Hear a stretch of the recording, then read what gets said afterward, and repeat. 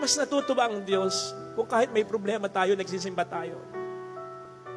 Yung kahit nakaganyan ka na lang, pero kumakapit ka pa rin. Kahit yung ilawan na sinasabi nga sa ating ebanghelyo, dapat may sinag lagi yan. Kahit umaandap-andap na yan dahil sa problema, okay lang. Basta at least buhay. Basta at least may liwanag. Umaandap. Sabi naman ng Panginoon, kahit ang pananampalataya maliit na lang, pagyayamanin ko yan. Basta yung maliit na pananampalataya yan, wag mo nga alisan yan. Kasi hindi mo makikita kung paano ko gagawan ang lahat ng paraan. Gustuhin man ng Diyos na ipantindi sa atin, bakit nangyari ito, bakit ganon, hindi natin maintindihan. Lahat. Pero ang mahalaga, may nakakakita para sa atin ng lahat, may nakakaintindi para sa atin ng lahat, at unti-unti, ibibigay niya sa atin yan.